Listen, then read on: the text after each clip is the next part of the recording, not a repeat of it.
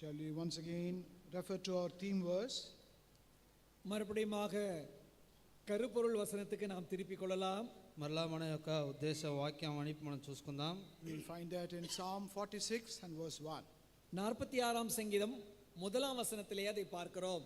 46వ కీర్తన మొదటి వాక్యంలో దాన్ని మనం చదువుతున్నాం. Shall we all read this verse prayerfully that the Lord may continue to speak to us? ஜெபசிந்தியுடனே நாம் அனைவரும் இந்த வார்த்தையை படிக்கும் பொழுது கர்த்தர் தாமே நம்முடனே பேசுவாராக. ప్రార్థన పూర్వకంగా మనం దీన్ని చదివేటప్పుడు ప్రభు మనతో మాట్లాడును గాక. Psalm 46 and verse 1. 46ஆம் சங்கீதம் 1ஆம் வசனம். 46వ కీర్తన మొదటి వాక్యం.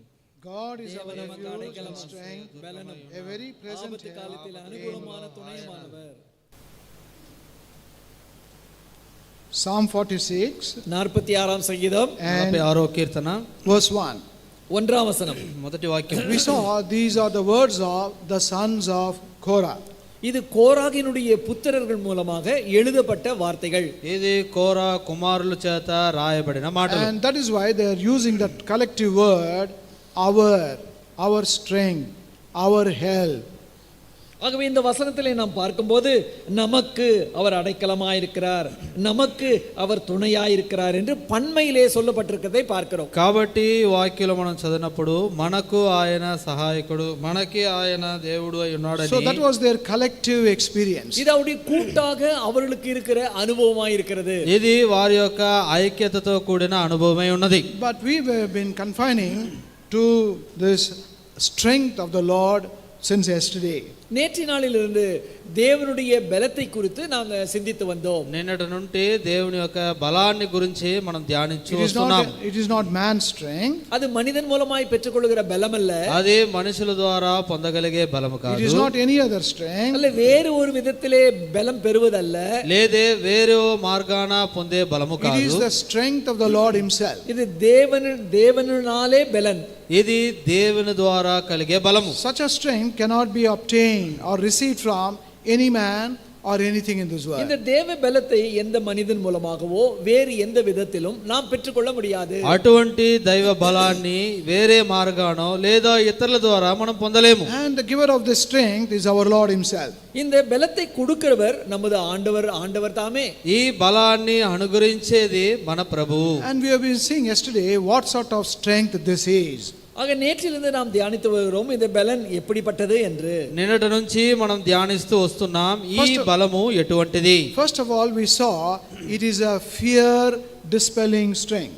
முதலாவது நாம் சிந்தித்தது என்னவென்றால் நம்முடைய பயத்தை போக்குகின்ற ஒரு தேவ பலன். మొదటిగా మనం ధ్యానించుకున్నది మన భయాన్ని తొలగించే దైవ బలము. And this was spoken, these words were spoken by King David himself. இது தாவீது அவரே இதை குறித்து அவர் பேசியிருக்கிறார். దావీదు దీని గురించి ఆయనే మాట్లాడి ఉన్నాడు. Many wanted to frighten David. அநேகர் தாவீதை பயமுறுத்த பார்த்தார்கள். అనేక మంది దావీదుని భయపరిచారు. David went through many difficult circumstances. அநேக கடினமான கட்டங்களூடாக அவன் சென்றான். అనేకమైన కఠినమైన మార్గాల ద్వారా వెళ్ళాడు. Among the many titles that were given to David, தாவீதுக்கு பல பெயர்கள் சூட்டப்பட்டது. దావీదుకి పలు విధమైన పేర్లు ఉన్నవి. and the Lord called him as a man after my own heart. ஆனால் ஆண்டவர் அவனை பார்த்து என் இருதயத்துக்கு ஏற்றவன் என்று சொன்னார். కానీ దేవుడు తన హృదయానుసారుడైన దావీదు అని పేరు పెట్టాడు. The same Lord told David, you are a man of war.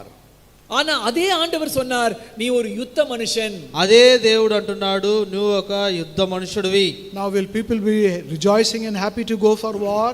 ஆக மக்கள் யுத்தத்திற்கு சந்தோஷப்பட்டு போய் யாராகிலும் போவார்களா? ఆ యొక్క జనాలు ఎవరైనా యుద్ధానికి సంతోషంగా వెళ్తారా? However strong they are, எவ்வளவு பலசாலிகளாக ஒரு மனிதன் இருந்தாலும், ఎంత పరాక్రమశాలి అయిన మనుషులై ఉన్నప్పుడు there కూడా will be an element of fear. அவர்களுக்கு கண்டிப்பாக யுத்தம் என்றால் ஒரு பயம் இருக்கும். వారికి నిశ్చయముగా యుద్ధం అంటే ఒక చిన్న భయం ఉంటుంది.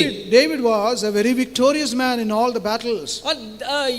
தாவீது தான் போட்ட எல்லா யுத்தத்திலும் அவன் வெற்றிகரனாக அவன் இருந்தான்.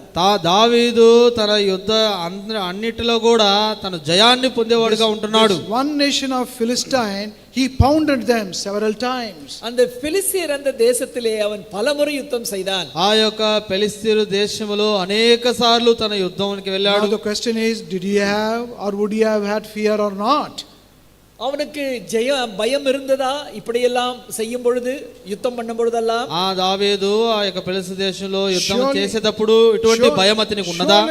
Surely you would have been afraid. கண்டிப்பாக அவன் பயந்திருக்க கூடும். నిశ్చయముగా తనలో ఒక చిన్న భయం అనేది ఉంటున్నది. But when we read this verse in Psalm 27 and verse 1, 27 సంగీతం 1వ వచనத்திலே நாம் பார்க்கும் பொழுது 27వ కీర్తన మొదటి వాక్యంలో మనం చూసినట్లయితే he's showing that God was his fear dispelling God. அவனுடைய பயத்தை ஆண்டவர் போக்குகிறவராக நீக்குகிறவராக இருந்தார். ఆయన భయాన్ని దేవుడు తొలగించేవాడుగా ఉంటున్నాడు. Shall we all together read that verse? 27 సంగీతం 1వ వచనத்தை நாம் అனைవரும் சேர்ந்து వాசிக்கலாம். 27వ కీర్తన మొదటి వాక్యాన్ని మనందరం కలిసి చదువుకుందాము.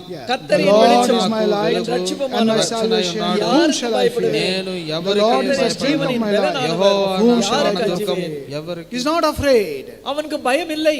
అతనికి భయం లేదు. because the Lord was there. ஏனென்றால் ஆண்டவர் அவனோடு இருந்தார். ఎందుకంటే దేవుడు ఆయనతో ఉన్నాడు. What sort of God he was?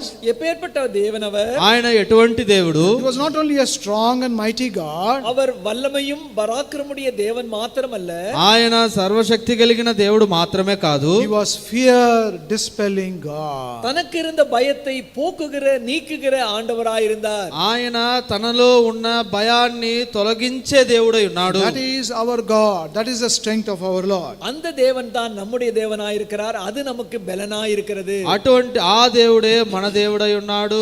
ఆ బలం మనదై ఉన్నది. Secondly, again David says மறுபடியுமாக தாவீது சொல்லுகிறார், మరలా రెండోదిగా దావీదు చెబుతున్నాడు, that God's strength was an equipping strength. தன்னை பலப்படுத்துகிற திடப்படுத்துகிற ஒரு பலனாக தேவ பலன் இருக்கிறது. ఆ యొక్క దైవ బలము తన బలపరిచే బలముగా ఉంటున్నది. God's strength was like a girding strength for him. தன்னை அரை கட்டுகிறது போல அரை கட்டு அவர் என்னை பலப்படுத்துகிறார்.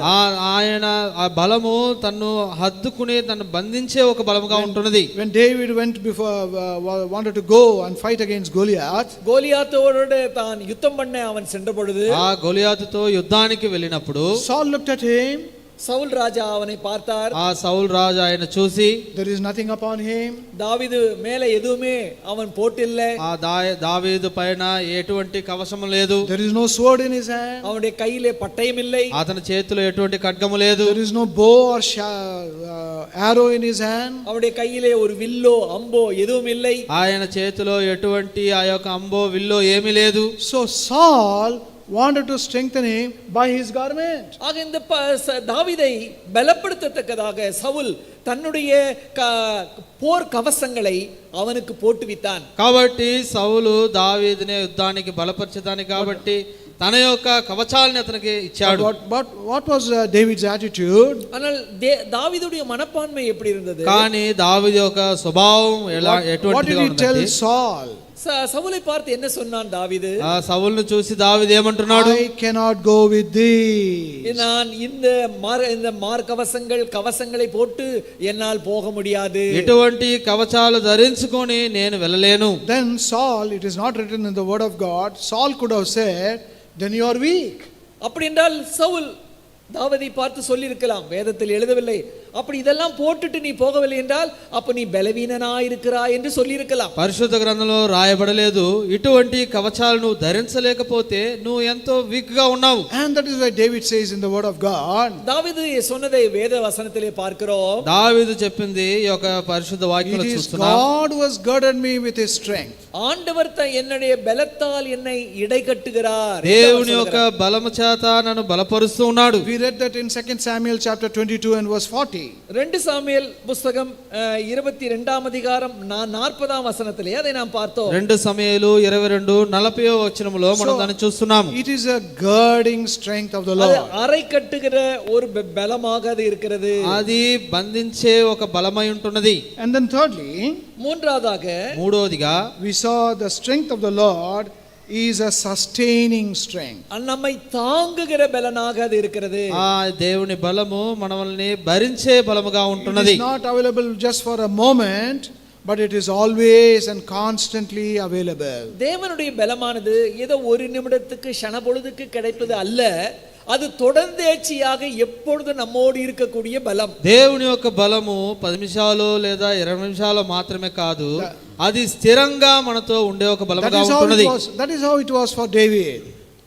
That is how it was for David. அது Constant strength. தாவீதுக்கு தொடர்ந்தேர்ச்சியாக அந்த பலன் அவனுக்குள்ளாக இருந்தது. అటువంటి బలము దావీదులో తన భారముగా ఉంటున్నది. That is why David saw victory after victory after victory in his life. தாவீது தன் சந்தித்த ஒவ்வொரு யுத்தத்திலும் வெற்றிக்கு மேல் வெற்றி, ஜெயத்துக்கு மேல் ஜெயத்தை அவன் அடைந்தான். కాబట్టి దావీదు సంధించిన యుద్ధములో జయం మీద జయం కలిగి ఉన్నాడు. When the Lord becomes our strength, ஆண்டவர் நம்முடைய பலமாக மாறும் பொழுது దేవుడు మన బలమై ఉన్నప్పుడు it is a sustaining and constant strength. அது நம்மை தாங்குகிற பலனாக, தொடர்ந்து நமக்கு உதவி செய்கிற பலமாக இருக்கிறது. అది మనల్ని భరించే బలముగా, స్థిరమైన బలముగా But if ఉంటున్నది. we neglect and despise God's strength, தேவனுடைய பலத்தை நமக்கு வேண்டாம் என்று ஒத்தி வைக்கும் பொழுது, தள்ளும் போது, நிராகரிக்கும் பொழுது, దేవుని యొక్క బలాన్ని వద్దని మనం త్రోసివేసి నిరాకరించినప్పుడు you will not experience constant and sustained victories in your நீங்கள் life. தொடர்ந்தேர்ச்சியாக அவர் தாங்குகிற பலனை,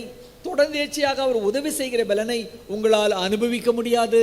మీరు ఆ ఎడతెగక భరించే బలాన్ని మీరు And అనుభవించలేరు. fourthly, we saw the strength of the Lord is a restoring strength. நான்காவதாக அவரை குறித்து சிந்தித்தோம். நான்காவது- இழந்து போனதை திரும்ப நாம் பெறக்கூடிய பலனா உடையவராயிருக்கிறார். నాలుగోదిగా మనం ధ్యానించుకున్న విషయం, కోల్పోయిన దాన్ని మరలా సమకూర్చేదాన్ని మనం We చూస్తున్నాం. saw that in the life of Samson. சிம்சோனுடைய வாழ்க்கையிலே அதை தியானித்தோம். సంసోను యొక్క జీవితం ద్వారా మనం దాన్ని He was ధ్యానించాము. strengthened by the strength of the Lord. தேவனுடைய பலத்தால் சிம்சோன் பலப்படுத்தப்பட்டார். దేవుని యొక్క బలము చేత సాంసను He బలపరచబడ్డాడు. did great and mighty things for the Lord. தேவனுக்கென்று பலமுள்ள பராக்கிரமான பல காரியங்களை செய்தான். దేవుని కొరకు పరాక్రమ కలిగిన బలమైన కార్యాలు అనేకం చేశాడు. And that was because he was a Nazirite. ஏனென்றால் அவன் நசரேயனாக அவன் வாழ்ந்தபடியினால்தான். ఎందుకంటే నాజరేయుడుగా తన జీవించాడు కాబట్టి. And Nazirite fulfills 4 conditions. நசரேயனாக ஒருவன் இருக்க வேண்டும் என்றால் 4 விதிமுறைகளை அவன் கடைபிடிக்க வேண்டும். నాజరేయుడుగా ఒక వ్యక్తి ఉండాలంటే 4 విధమైన షరతులను అతను But పాటించాలి. we saw in Samson's life how he failed with regard to those 4 conditions. அந்த 4 விதிமுறைகளை அவன் கடைபிடிக்காமல் எப்படி அவன் தன் வாழ்க்கையிலே சிம்சோன் தவறிவிட்டான் என்பதையும் நாம் தியானித்தோம். ఆ సాంసోను ఆ 4 షరతులని పాటించకుండా ఎలా తన జీవితంలో ఓడిపోయాడు అనే దాన్ని కూడా మనం చూస్తున్నాము. And because of that, அதனால் அவன் కాబట్టి in Judges chapter 16 we saw நியாயாதிபதிகள் புத்தகம் 16ஆம் அதிகாரத்திலே நாம் his தியானித்தோம். strength, న్యాయాధిపతులు 16వ అధ్యాయంలో మనం his ధ్యానించుకున్నాం. strength departed from him. அவனுடைய பலன் அவனை விட்டு போய்விட்டது. ఆయన బలము ఆయనను విడిచి వెళ్ళింది. But that was not the end. ஆனால் அதோடு முடிவு அடையவில்லை. కానీ దాంతో పాటు అంతమవలేదు. We read in the same chapter, அதே அதிகாரத்திலே நாம் படிக்கிறோம். అదే అధ్యాయంలో మనం చదివినట్లయితే Samson prayed to the Lord. தேவனை நோக்கி சிம்சோன் ஜெபித்தார். ఆ దేవుని వైపు చూసి సాంసోను ప్రార్థించాడు. He said, "This once you strengthen me." ஆண்டவரே, இந்த ஒரு விசை மாத்திரம் என்னை பலப்படுத்தியருளும் நினைத்தருளும் என்றான். ఈ ఒక్క మారి నన్ను బలపరచు దృఢపరచమని అడిగాడు. The Lord heard that prayer. ஆண்டவர் அந்த ஜெபத்தை கேட்டார். దేవుడు ఆ ప్రార్థన అంగీకరించాడు. The Lord restored that strength to Samson. இழந்த பலத்தை திரும்ப சிம்சோன் பெரும்படியாக கொடுத்தார். కోల్పోయిన బలాన్ని మరలా సాంసన్ పొందేలాగా దేవుడు చేశాడు. How was this strength? அந்த பலம் எப்படி இருந்தது?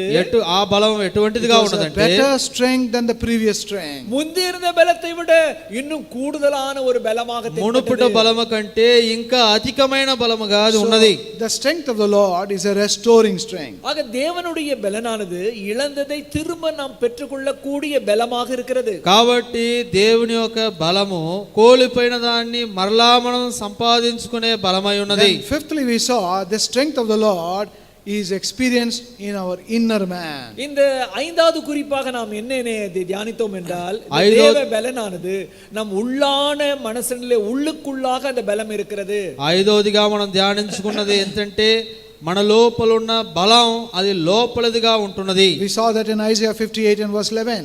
ஏசாயா புஸ்தகம் 58ஆம் அதிகாரம் 11ஆம் வசனத்திலே அதை தியானித்தோம். యెషయా గ్రంథం 58:11లో మనం దాన్ని So చదువుకున్నాం. the inner man, he is strengthened with the strength of the Lord. அந்த நமக்குள்ள இருக்கிற உள்ளான மனுஷன் தேவனாலே பலப்படுத்தப்படுகிறார். మనలో ఉన్న ఆ యొక్క లోపల ఉన్న మనుషుడు దేవుని చేత బలపరచబడుతున్నాడు. It will not be seen outside, but it will be seen அந்த and பலத்தை experienced on the inside.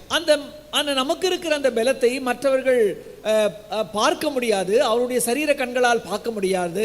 ஆனால் நமக்குள் உள்ளான மனுஷனிலே அந்த பலன் இருக்கும். మన లోపల ఉన్న బలాన్ని బయట ఉన్న శరీరంగా ఉన్న మనుషులైతే చూడలేదు, కానీ మన లోపల అంతరంగంలో ఉన్న మనుషుని యొక్క బలమై ఉన్నది. Then sixthly we saw, ஆறாவதாக நாம் தியானித்தோம், ఆరోదిగా it is an overpowering and conquering strength of the Lord. அது வெற்றி பெறுகிற ஜெயம் பெறுகிற பலமாக அது இருக்கிறது. అది జయాన్ని కలిగించే బలమై ఉంటున్నది. See Psalm 28 28ஆம் சங்கீதம் 28వ కీర్తన and verse 29. 29ஆம் வசனம். Psalm 28. 28ஆம் சங்கீதம் 28వ I'm కీర్తన sorry, Psalm 18 மன்னிக்கவும் 18ஆம் சங்கீதம் క్షమించండి 18వ కీర్తన and verse 29. 29ஆம் வசனம். 29వ వాక్యము. உம்மாலே ஒரு சேனைக்குள் பாய்வேன், என் தேவனாலே ஒரு மதிலை தாண்டுவேன். నీ సహాయం వలన నేను సమస్తమును జయించెదను.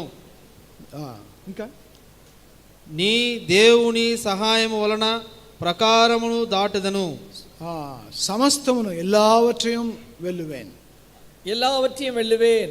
సమస్తాన్ని నేను జయించెదను. So it is an overpowering or conquering strength. அது ஜெயம் பெறுகிற வெற்றி பெறுகிற ஒரு பலன். అది జయాన్ని కలుగజేసే ఒక బలము. Now the Lord's strength can be experienced in one more way. இன்னொரு விதத்திலும் கூட தேவனுடைய பலனை நாம் அனுபவிக்க முடியும். ఇంకో మార్గాన కూడా మనం దేవుని యొక్క బలాన్ని అనుభవించగలము. Many more are there. பல காரியங்கள் உண்டு. అనేకమైన కార్యాలు We ఉన్నవి. don't have time, we have to extend our meeting. நம்முடைய கூட்டத்தை அதுக்காக நீட்டி இது பேசிட்டே இருக்க முடியாது. మనం ఈ యొక్క కూడికని పొడిగించి మాట్లాడుతూ ఉండలేము. So there is another strength of the Lord.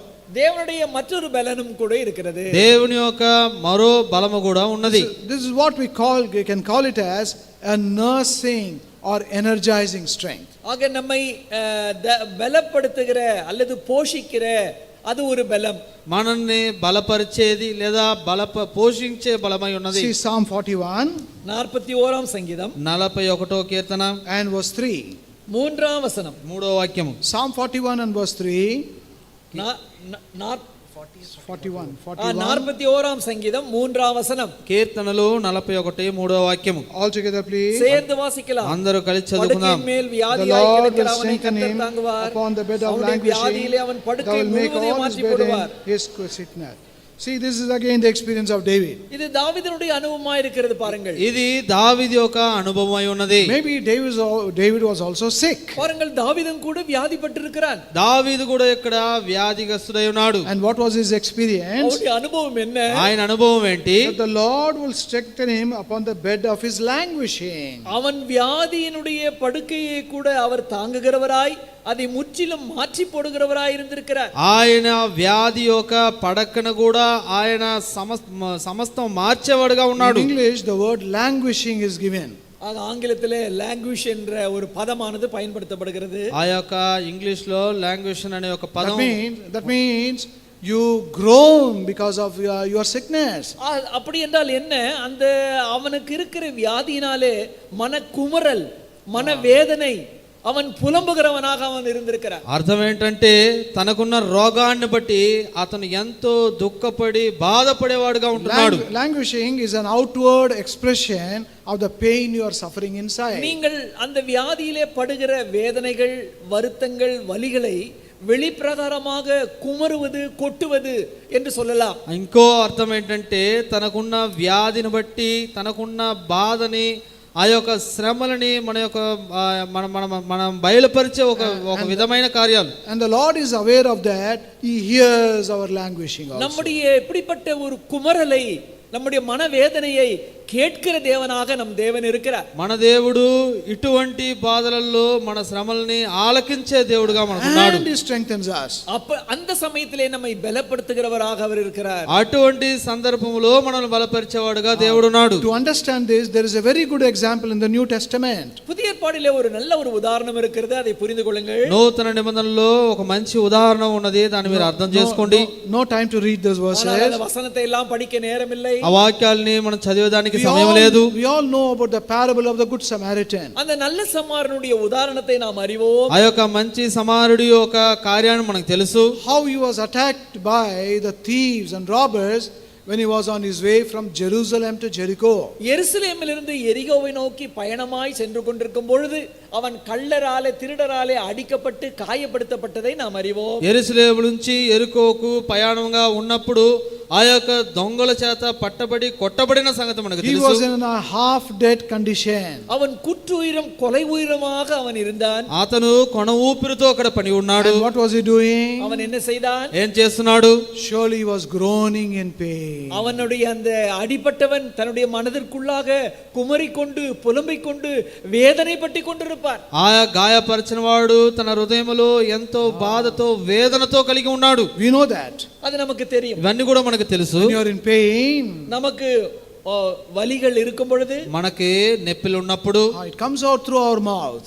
அந்த வலி வார்த்தையாலே வாயில வருகிறது. ఆ యొక్క నొప్పులు మాటల ద్వారా మన నోటి నుంచి వస్తాయి. We groan saying, Amma, Appa, Ayya, like that. பாருங்கள், வலி நமக்கு இருக்கும் பொழுது ஐயோ அம்மா அப்பா என்று அந்த வார்த்தையின் மூலமாய் அந்த வலியை நாம் வெளிப்படுத்துகிறோம். చూడండి, మనకి నొప్పి బాధ కలిగి ఉన్నప్పుడు అబ్బా తండ్రి అని మనం మాటలతో మనం బయలుపరుస్తూ ఉంటాం. అమ్మా అమ్మా అంటూ ఉంటాము.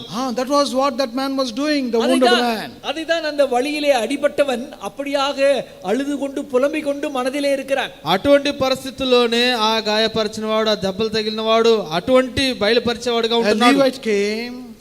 அந்த சமயத்திலே ஒரு லேவியன் அந்த பக்கமாய் வந்தார். అటువంటి సమయంలో ఆ వైపు లేవీయులు ఒకరు వచ్చారు. And also a priest came. ஒரு ஆசாரியன் அந்த பக்கமாய் வந்தார். ఒక యాజకుడు అటువైపు వచ్చాడు. They heard that groan but when passed by. அவன் அழுது கொண்டிருக்கிறது, புலம்புவது அவளுக்கு காது கேட்கிறது, ஆனால் அவருக்கு வேறு வழியாய் போய் விட்டார்கள். వారు ఆయన ఏడ్చే ఏడుపు విలాపు అవన్నీ కూడా అతనికి వినిపిస్తున్నాయి. ఆయన వేరే మార్గాన వెళ్ళాడు. What did the good Samaritan do? ஆனால் நல்ல சமாரியன் என்ன செய்தான்? కానీ మంచి సమారుడు ఏం చేశాడు? He also heard that groaning. அவன் முணுமுணுக்கிறது, காயங்களால் முணுமுணுக்கிற வலியினாலே முணுமுணுக்கிறதை நல்ல சமாரியன் கேட்டான். ఆయన నొప్పులతో ఆ యొక్క సనుగుడు, ఆ యొక్క మూలుగులు ఆ మంచి సమారుడు విన్నాడు. He did not pass by. அவன் அதை கேட்டு பார்த்து கடந்து போகவில்லை. ఆయన ఆ మూలుగులు శబ్దాన్ని విని గడిచిపోలేదు. He not only came to him, அவன் கிட்டே வந்து பார்த்தான். ఆయన దగ్గరికి వచ్చి చూశాడు. and he started attending to his need. அவனுடைய தேவை என்னவோ அதற்கேற்ற உதவிகளை செய்தான். ఆయన అవసరతను బట్టి ఆయనకి సహాయం చేశాడు. And he bound up his wounds with wine and also oil. எண்ணெய் போட்டு திராட்சரசம் போட்டு அவனுடைய காயங்களை கட்டினான். ఆ యొక్క నూనె వేసి ద్రాక్షరసము పోసి ఆయన గాయాల్ని కట్టాడు. He took him also to an inn.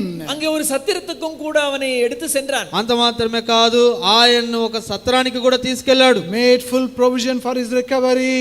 அவன் சுகமடைய தேறி வர முழு உதவி செய்தான். ఆయన స్వస్థత పరిచి మరలా వచ్చేదానికి సమస్త సహాయాన్ని ఆయన చేశాడు. In other words, he did all this to strengthen that man, wounded man. வேறு வார்த்தையில சொல்ல போனால், காயப்பட்ட அவன் பலப்படத்தக்கதாக தன்னால் இயன்றதை முழுவதுமாய் செய்தான். ఇంకో మార్గంలో చెప్పాలంటే ఆ యొక్క దెబ్బలతో ఉన్న త్వరగా స్వస్థపడాలని తన వలనైన సమస్త సహాయాన్ని అతను This చేశాడు. is the picture of the Lord caring for us and strengthening us even when we are going through sickness. நாம் வியாதியினூடாக செல்லும் பொழுது, அந்த கஷ்டத்தினூடாக நாம தவிக்கும் பொழுது ஆண்டவர் நமக்கு உதவி செய்கிறார் என்பது இந்த நல்ல சமாரியனுடைய காட்சியின் மூலமாய் நாம் அதை அறிந்து கொள்கிறோம். మనం కూడా బాధలతో, ఇటువంటి నొప్పులతో, బాధలతో ఉన్నప్పుడు కూడా ప్రభువైన యేసుక్రీస్తు వారు మనకి ఒక మంచి సమారుడుగా కార్యాలు చేస్తాడని ఉదాహరణ బట్టి మనం So David తెలుసుకోగలం. experienced that in his life. தாவீது தன்னுடைய வாழ்க்கையிலேயே அதை அனுபவித்தான். దావీదు కూడా ఇటువంటి సంభవాన్ని తన జీవితంలో That అనుభవించున్నాడు. is why he says here, the Lord will strengthen you in your bed of languishing. அவனுடைய படுக்கையிலே நீங்கள் கஷ்டப்படும் பொழுது ஆண்டவர் உங்களுடைய படுக்கையிலே அவர் உதவி செய்வார், படுக்கையை மாற்றி போடுவார் என்று அவன் சொல்லுகிறார். తన యొక్క ఆ యొక్క రోగ పడకలో మనం ఇబ్బంది పడుతున్నప్పుడు మన దేవుడు ఆ యొక్క రోగ పడకను కూడా మార్చి స్వస్థ కలుగు చేస్తాడు This అంటున్నాడు. is what we can call it as a nursing or caring strength of the Lord. ஆக இதை வேறு விதத்தில் சொல்லப்போனால் நோயாளிக்கு ஒரு நர்ஸ் எப்படி உதவி செய்கிறார்களோ அல்ல கரிசனை கொண்டு தேவைகளை சந்திக்கிறார்களோ அதை போல ஆண்டவர் நம்மை బలப்படுத்துகிறவராயிருக்கிறார். అర్థం చేసుకున్న దానికి ఇంకో రీతిగా చెప్పాలంటే ఒక రోగికి ఎలాగ ఒక నర్సు తన సహాయం చేస్తుందో అదే రీతిగా మనకు కూడా సహాయకుడిగా ఉన్నాడు. Many times we are wounded in our heart. అనేక ముறைகள் நம்முடைய இருதயத்திற்குள்ளாக நாம் காயப்பட்டிருக்கிறோம். అనేక సార్లు హృదయంలో మనం గాయపరచబడుతుంటాం. We groan because of such wounds in our lives. அப்படிப்பட்ட காயம் பட்டதனாலே அதை குறித்து நாம் புலம்புகிறோம், அழுகிறோம். అటువంటి గాయాలు మనకు జీవితంలో ఉన్నాయి కాబట్టి దాని గురించి మనం ఎంతో దుఃఖిస్తూ ఉంటాం. But what is our experience? அந்த சமயத்தில் நம்முடைய அனுபவம் என்ன? అటువంటి పరిస్థితుల్లో మన యొక్క అనుభవం In ఏంటి? such situations also we can experience the Lord's strength. In such experiences also, with such situations we can experience the Lord's அப்பேற்பட்ட strength. கட்டங்களூடாக நாம் கடந்து செல்லும் பொழுது கூட ஆண்டவர் நமக்கு எப்படி பலனாய் உதவியாய் இருக்கிறார் என்பதை நாம் அனுபவிக்கலாம். అటువంటి సందర్భంలో ఉన్న మనము ఈ ప్రభు ఏ రీతిగా మనకు సహాయకుడిగా ఉన్నాడని మనం అర్థం చేసుకోగలము. So the strength of the Lord is a nursing and caring strength. ஆக தேவனுடைய பலனானது நோயாளிக்கு ஒரு நர்ஸ் ஒரு எப்படி உதவி செய்கிறார்களோ அவருடைய தேவைகளை அறிந்து கரிசனையாய் ஒத்தாசை பண்ணுகிறார்களோ அதை போல தேவனுடைய உதவி பலன் நமக்கு இருக்கிறது. దేవుని యొక్క బలము రోగులైన మనకు ఒక రోగికి ఎలాగా నర్సు ఒక మంచి సహాయకుడిగా ఉంటుందో అటువంటి గొప్ప సహాయకుడిగా మన ప్రభువైన యేసుక్రీస్తు ఉన్నాడు. In English the word nurse or nursing means like a caring mother. ஆக ஆங்கிலத்தில் நர்ஸ் என்ற வார்த்தை சொல்லும்போது ஒரு தாய் தன் குழந்தையை கவனிக்கிறது போல கரிசனையாய் கவனிப்பதை போல கவலைப்பட்டு உதவி செய்வது போல அவரை ஒத்தாசையாய் இருக்கிறது. నర్సింగ్ అనే పదానికి ఒక తల్లి తన కొడుకు తల్లి తన బిడ్డలకి ఎలాగైతే తను పరామర్శిస్తుందో అటువంటి పరామర్శన అనే అర్థమై ఉంటున్నది. So these are the ways in which we experience the Lord's strength in our lives. ஆண்டவர் நமக்கு பலனாயிருக்கிறார் என்று இவ்வனமான கோணங்களிலே ரீதிகளிலே நாம் அவரை அறிகிறோம். దేవుడు మనకి బలమై ఉన్నాడని ఇటువంటి సందర్భం ద్వారా మనం దాన్ని తెలుసుకోగలము. It is good to experience this sevenfold strength in our lives. இந்த 7 விதமான ஒரு பலனை நம்முடைய வாழ்விலே அனுபவிப்பது மிகவும் நல்லதுதான். ఇటువంటి 7 రకమైన బలాల్ని మన జీవితంలో అనుభవించేది కఠినమే. But you may ask me the question, உங்களுக்கு ஒரு கேள்வி எழலாம். మీలో ఒక ప్రశ్న లేవచ్చు. how do we experience this strength? எப்படி இந்த பலனை என் வாழ்விலே நான் அனுபவிப்பது? ఎలాగా ఈ బలాన్ని నా జీవితంలో నేను అనుభవించగలను? Where do we find this strength? எங்கே இந்த பலனை நான் காண்பேன், பெற்றுக்கொள்வேன்? ఎక్కడ ఈ బలాన్ని నేను పొందుకోగలను? The word of God gives the answer for that question also. இப்பேற்பட்ட கேள்வி நமக்கு வரும் என்றால் வேத வசனத்திலே அதற்கு பதில் இருக்கிறது. ఇటువంటి ప్రశ్న మనలో ఉండిన ఎడల పరిశుద్ధ గ్రంథంలో నుంచి దానికి జవాబు ఉన్నది. Turn to Isaiah in chapter 40. ஏசாயாவின் புத்தகம் 40ஆம் அதிகாரம். యెషయా గ్రంథం 41వ అధ్యాయం Verse 31. 31ஆம் வசனம். 31వ వాక్యము. Shall we all carefully read this நாம் verse, எல்லாரும் please? இந்த வசனத்தை கவனமாக நாம் படிக்கலாம். మనమందరం కూడా జాగ్రత్తగా ఈ వాక్యాన్ని చదువుకుందాం. Isaiah chapter 40 and verse 31. ஏசாயாவின் புத்தகம் 40ஆம் அதிகாரம் 31ஆம் வசனம். యెషయా గ్రంథము 40వ అధ్యాయము 31వ వాక్యము. But they that wait upon the Lord shall renew their strength. They shall mount up with wings as eagles. They shall run and not be weary, and they shall walk and not faint. Where do we find this strength? எப்படி இந்த பலனை எங்கே நாம் காண்கிறோம், பெற்றுக்கொள்கிறோம்? ఎక్కడ నుంచి బలాన్ని మనం చూస్తున్నాం, How do we get this strength? How do எப்படி we get இந்த this பலனை strength? பெற்றுக்கொள்ளலாம்? ఎలాగ ఈ బలాన్ని మనం పొందగలము? But by waiting on the Lord. கர்த்தருக்கு காத்திருக்கும் பொழுது, మనం దేవుని కొరకు When కనిపెట్టుకున్నప్పుడు, we wait on the Lord, நாம் கர்த்தருக்கு காத்திருக்கும் பொழுது, మనం దేవుని కొరకు ఎదురు చూస్తున్నప్పుడు, the word of God says we not only receive the strength, நம்முடைய பலனை நாம் பெற்றுக்கொள்கிறது மாத்திரமல்லாமல் మనము బలం పొందేదంత మాత్రమే కాదు, but here in this verse it says we renew our strength. புது பலன் அடைகிறோம் என்று பார்க்கிறோம். మనము నూతన బలము పొందుతున్నామని చూస్తున్నాము. it is a renewing strength of the Lord. நமக்குள்ளாக அந்த பலனை ஆண்டவர் புதுப்பிக்கிறார். మనలో దేవుని బలాన్ని అనుదినము నూతన పరుస్తూ ఉన్నాడు. Man cannot give us the strength. மனிதனால இந்த பலனை கொடுக்க முடியாது. మనుషుల ద్వారా ఈ బలాన్ని మనం పొందలేము. That is why we have to go to the Lord and wait on him. ஆகவே தான் ஆண்டவரிடத்திலே போக வேண்டும், அவருக்கு காத்திருக்க வேண்டும். కాబట్టి మనం దేవుని దగ్గరికి వెళ్ళాలి, ఆయన కోసం ఎదురు చూస్తూ ఉండాలి. And what does this strength do? இந்த பலன் என்ன செய்கிறது? ఈ బలం ఏం చేస్తుందంటే, With that strength you will mount up like eagles with wings. கழுகுகளை போல சட்டைகளை அடித்து எழும்ப முடியும். వారు పక్షిరాజు వలె రెక్కలు చాపి పైకి ఎగిరెదరు. And we know the eagles, they fly at very high altitudes. நமக்கு தெரியும் கழுகுகள் உயரமான ஒரு ஆகாயத்திலே உயரமாக அது பறக்கும் என்று. మనకు బాగా తెలుసు ఆ పక్షిరాజు ఆకాశములో ఎత్తుగా అది ఎగిరేదిగా And that ఉంటుంది. is why eagle is compared to a victorious life. ஆகவே கழுகு அது ஜெயமுள்ள வாழ்க்கைக்கு அது ஒத்திட்டு பேசப்படுகிறது. ఆ యొక్క పక్షరాజు జయ జీవితానికి పోలినదిగా ఉన్నది. So when you wait on the Lord, நீங்கள் கர்த்தருக்கு காத்திருக்கும் பொழுது, కాబట్టి మీరు దేవుని కొరకు ఎదురు చూస్తున్నప్పుడు we receive this strength. இந்த பலனை நாம் பெற்றுக்கொள்கிறோம். ఈ నూతన బలాన్ని మనం And పొందుకుంటున్నాం. that is what makes you as an overcomer in this world. அது உங்களை மேற்கொள்ளும்படியாக செய்கிறது. ఆ బలము ద్వారా మనం దాన్ని ఎదుర్కొనే వారుగా మనల్ని మారుస్తుంది. That is why people of the world, when they look at us, they wonder. ஆக உலகத்தின் ஜனங்கள் நம்மை பார்க்கும் பொழுது எப்படி இவர்களுக்கு இது சாத்தியமாகிறது என்று ஆச்சரியப்படுகிறார்கள். కాబట్టి లోకములో ఉండే జనులు మనం చూసినప్పుడు ఎలాగ వీరికి ఇది సాధ్యమని ఆశ్చర్యపడుతూ And the ఉంటారు. word of God says here கர்த்தருடைய வார்த்தை இங்கே சொல்லுகிறது, ఇక్కడ దేవుని యొక్క వాక్యం that చెబుతుంది, we will run and not be weary.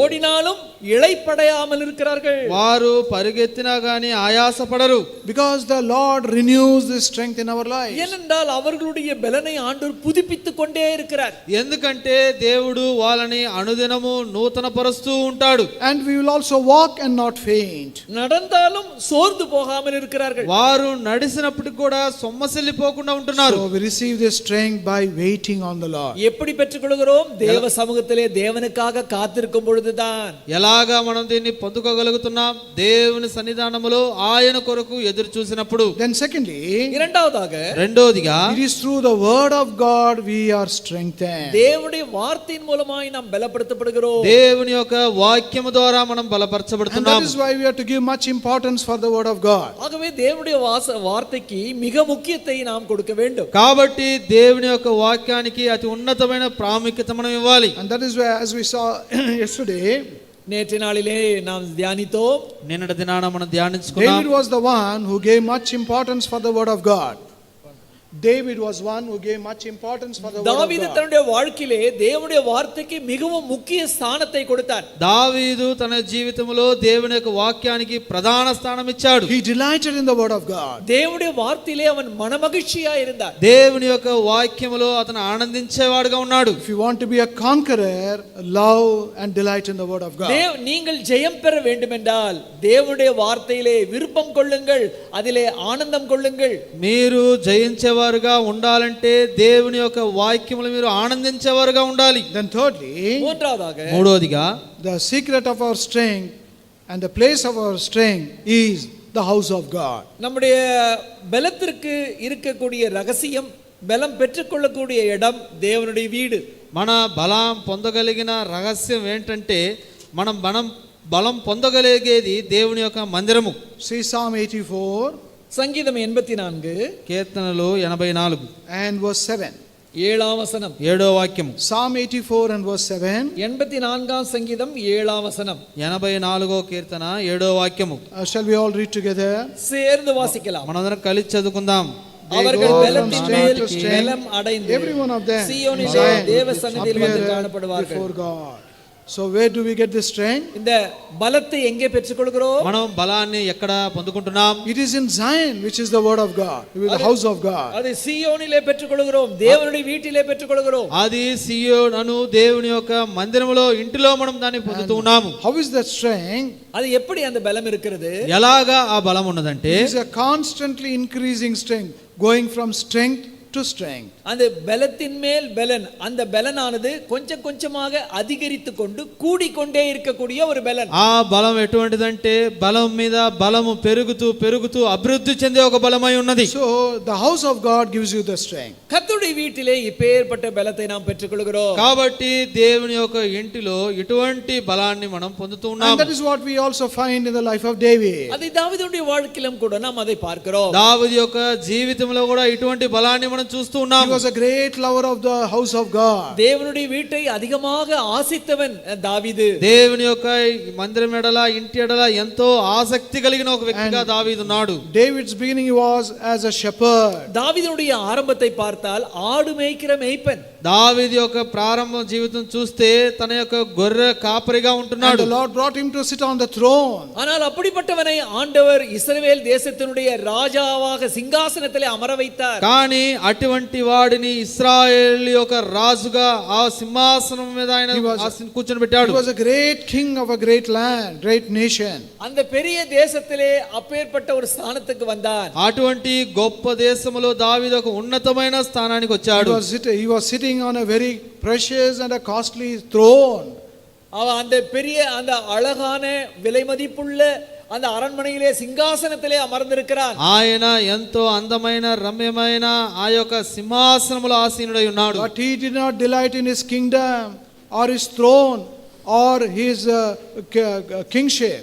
ஆனால் இப்பேற்பட்ட அழகான அரண்மனை, மிக விலை உயர்ந்த சிம்மாசனம், இதிலே அமர்ந்திருக்கிறதிலே அவனுக்கு மனமகிழ்ச்சியோ సంతోషమో அதில் அவனுக்கு இல்லை. కానీ అటువంటి ఉన్నతమైన రాజ్యములో లేదా సింహాసనములో వేచి ఉండటానికి అతనికి ఇష్టం లేదు. His delight was only in the house of God. அவனுடைய மனமகிழ்ச்சி சந்தோஷம் கர்த்தருடைய வீட்டில் இருப்பதை தான் அவனுக்கு இருந்தது. ఆయన సంతోషం అంతా దేవుని యొక్క ఆలయములో గడుపుటే ఆయన And ఉన్నది. he wanted to spend his time, all his life only in the house of God. அவனுடைய வாழ்நாளெல்லாம் எப்பொழுதுமே கர்த்தருடைய வீட்டிலே இருக்க வேண்டும் என்று அவன் ஆசித்தான், வாஞ்சித்தான். తన జీవితకాలం అంతా కూడా ఆయన దేవుని ఇంటిలో ఉండటానికి ఆయన ఇష్టపడేవాడుగా ఉండి జీవించాడు. That is why he received this strength in his life. ஆகவே தான் அவனுடைய வாழ்விலே இந்த தேவ பலனை பெற்றுக்கொண்டான். కాబట్టి తన యొక్క జీవితంలో ఇటువంటి దైవ బలాన్ని ఆయన పొంది ఉన్నాడు. So to receive the Lord's strength, தேவனுடைய பலத்தை நாம் பெற்றுக்கொள்ள வேண்டும் என்றால், కాబట్టి దేవుని యొక్క బలాన్ని మనం పొందాలంటే we have to wait on the Lord. கர்த்தருக்கு நாம் காத்திருக்க வேண்டும். ఆ దేవుని కొరకు మనం ఎదురు చూస్తూ ఉండాలి. Secondly, the source of the strength is the word of God. அந்த கர்த்தருடைய பலம் எதின் வழியாக வரும் என்றால் கர்த்தருடைய வார்த்தையின் மூலமாக தான் வரும். రెండోదిగా దేవుని బలం మనం ఎలాగ పొందాలంటే దేవుని యొక్క వాక్యము చేత మనం పొందగలము. Thirdly, we must be valuers and esteemers and lovers of the house of God. மூன்றாவதாக கர்த்தருடைய வீட்டை நீங்கள் விரும்புகின்றவர்களாக, அதை தெரிந்தெடுத்துக் கொள்ளுவர்களாக, அதுக்கு முக்கியத்துவம் கொடுக்கிறவர்களாக நீங்கள் இருக்க வேண்டும். మూడోదిగా దేవుని మనం ఎలా పొందగలమంటే దేవుని ఇంటి ఎడల దేవుని మందిరం ఎడల ఆసక్తి కలిగే వారుగా మనం ఉండాలి. So these are the three very important conditions for us to fulfill to receive and experience God's strength in us. தேவனுடைய பலனை நம்முடைய வாழ்விலே பெற்றுக்கொள்ள வேண்டும் என்றால், அனுபவிக்க வேண்டும் என்றால், சொல்லப்பட்ட இந்த மூன்று குறிப்புகள் நம்முடைய வாழ்க்கையிலே கடைபிடிக்க வேண்டும். కాబట్టి మన యొక్క జీవితంలో కూడా ఇటువంటి దైవ బలం మనం కలిగి ఉండాలంటే చెప్పబడిన ఈ యొక్క మూడు క్రమాలని మనం అనుభవించేవారుగా Then ఉండాలి. we will go on to experience the Lord's strength in the 7 ways in which we saw. அப்பொழுது இந்த தேவ பலனை நாம் பார்த்த இந்த 7 விதமான குறிப்புகளின்படி நாம் அனுபவிக்க முடியும், ருசிக்க முடியும். అప్పుడే మనం చూసుకున్న ఆ యొక్క 7 షరతులు మన జీవితంలో మనం దాన్ని అనుభవించగలము, రుచి చూడగలము. May the Lord make this as our experience. இவைகள் நம்முடைய அனுபவங்களாக மாற நம்முடைய அருமை ஆண்டவர் தாமே உதவி செய்வாராக. ఇవన్నీ కూడా మన జీవితంలో అనుభవంగా మారటానికి దేవుడు మనకు సహాయం చేయను గాక. God is our strength. தேவன் நம் பலனாக இருக்கிறார். దేవుడు మనకి బలమై It ఉన్నాడు. doesn't say God was our strength. தேவனின் பலனாய் இருந்தார் என்று அல்ல, దేవుడు మనకు బలమై ఉన్నాడని కాదు. Not does the word of God say God will be our strength. நாளை எனக்கு ஆண்டவர் பலமாய் இருப்பார் என்று அல்ல, లేదు దేవుడు రేపు నాకు బలమై ఉంటాడు అని కాదు. God is our strength. இன்று ஆண்டவர் எனக்கு பலனாக இருக்கிறார். ఇప్పుడు ఈ దినాన దేవుడు నాకు బలమై ఉన్నాడు. May the Lord enable us to experience this continuous strength of the Lord in our lives. தேவனுடைய தொடர்ந்தேர்ச்சியாக அவர் பலப்படுத்துகிற இந்த பலத்தை நாம் அனுபவிக்கத்தக்கதாக நமக்கு சகாயம் பண்ணுவாராக. దేవుడు ఇటువంటి బలాన్ని మన జీవితంలో ఎడతెగగా అనుభవించడానికి దేవుడు మనకు సహాయం చేయను గాక. It is a fear dispelling strength. இது பயத்தை போக்குகின்ற ஒரு தேவ பலம். అది మనలో భయాన్ని తీసివేసే దేవుని యొక్క బలము. It is a girding and equipping strength. நம்மை அரைக்கட்டி நம்மளை தாங்குகிற அவருடைய தெய்வ பலம். అది మనల్ని భద్రపరిచి భరించే దైవ బలము. It is a sustaining strength. நம்மை தாங்குகிற தேவ பலம். అది మనల్ని భరించే దైవ It is a బలము. restoring strength. இழந்ததை திரும்ப பெறக்கூடிய தேவ பலம். కోల్పోయిన దానిని మరలా సమకూర్చుకునే దైవ బలము. It is an unseen and inner strength. காண முடியாத கண்களால் காண முடியாத உள்ளான பலம். కన్నుల ద్వారా చూడ సహించని లోపలుండే లోబలము. It is an overcoming strength. அது ஜெயம் பெறுகிற ஒரு பலம். అది జయం కలిగించే ఒక బలము. And it is a caring and nursing strength. அது கரிசனையுடைய ஒரு உதவியை செய்கின்ற ஒரு நர்ஸை போல கரிசனையை பார்த்து கொள்ளக்கூடிய ஒரு பலம். అది మనకి ఎంతో సహాయం కలిగించే సహాయ బలముగా ఉంటున్నది. May the Lord make this as our experience. இது நம்முடைய அனுபவமாக இருக்க ஆண்டவர் நமக்கு அருள் புரிவாராக. ఇది మనకి అనుభవంగా ఉండుటకు దేవుడు మనకి సహాయం చేయను For గాక. that we saw we have to go to the Lord. ஆக நாம் பார்த்தோம், இதை பெற்றுக்கொள்ள வேண்டும் என்றால் கர்த்தரண்டை போக வேண்டும். కాబట్టి మనం చూసుకున్నాం, ఇటువంటి బలాన్ని మనం పొందాలంటే దేవుని దగ్గరికి వెళ్ళాలి. We should delight in the word of God. கர்த்தருடைய வார்த்தையிலே நாம் மனமகிழ்ச்சியா இருக்க வேண்டும். మనం దేవుని ఒక వాక్యం ఎడల మనం ఆనందించే వారంగా ఉండాలి. We should esteem and value the house of God. கர்த்தருடைய வீட்டை நாம் மதிக்க வேண்டும். அது நமக்கு முக்கியமாக எண்ண வேண்டும். దేవుని యొక్క ఇంటిని లేదా దేవుని యొక్క మందిరాన్ని మనం గణపరిచే వారంగా ఉండాలి. Then the Lord's strength will be our experience. அப்பொழுது தேவ பலம் நம்முடைய அனுபவமாக அது மாறும். అప్పుడు దైవ బలము మన యొక్క అనుభవముగా మార్చబడుతుంది.